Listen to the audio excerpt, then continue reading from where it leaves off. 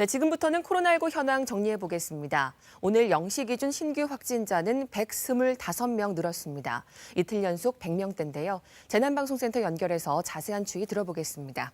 자, 김민정 기자, 확산세가 진정되지 않는 양상입니다. 오늘 통계부터 전해주시죠. 네, 오늘 0시 기준으로 125명이 더 확진된 것으로 집계됐습니다. 지난 20일부터 22일까지 사흘 동안 신규 확진자가 두 자릿수를 계속 유지하다가 어제와 오늘은 다시 세 자릿수로 올라간 건데요.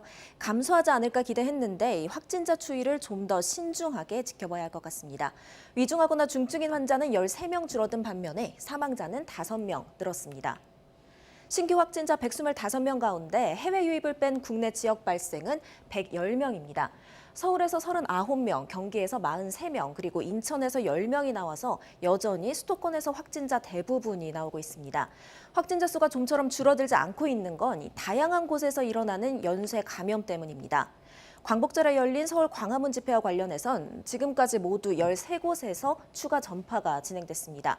교회와 의료기관, 직장 등으로 퍼지면서 적게는 2명부터 많게는 50명 넘게 추가 확진자가 나왔고요.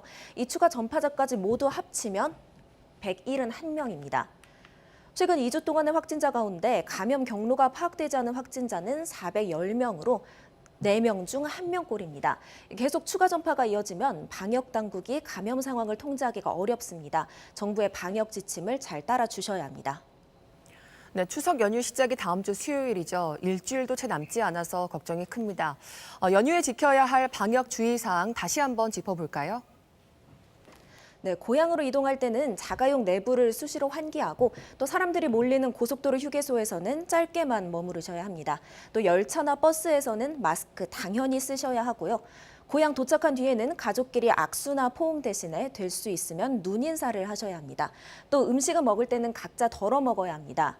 실내에서는 수시로 환기하는 게 중요하고 또 집으로 돌아온 뒤에는 푹 쉬면서 열이 나는지 증상은 없는지 꼭 확인하셔야 합니다. 여행 가시는 분들도 많죠. 지난 22일 기준으로 추석 연휴 기간 강원도의 호텔 예약률은 평균 95% 정도였습니다. 또 제주도는 평균 56% 정도로 파악됐습니다. 방역 당국이 가급적 고향 방문과 여행을 자제해달라고 당부했지만 이 주요 관광지의 숙박 예약률이 많이 낮아지지는 않은 건데요. 숙박시설과 주요 관광지에서도 방역 철저히 해야겠지만 또 여행객들 스스로도 위생 수칙을 꼭 지켜주셔야 합니다. 위중하거나 중증인 환자가 120명대까지 줄긴 했지만 하루에 많게는 5명 정도의 사망자가 꾸준히 나오고 있습니다. 나와 가족 그리고 이웃을 위해서 이번 추석 연휴 때는 더더욱 거리 두기, 마스크 착용 등 기본적인 방역 수칙 잘 지켜주시고 또 불필요한 모임 참석도 피하셔야 합니다. 지금까지 재난방송센터에서 KBS 뉴스 김민정입니다.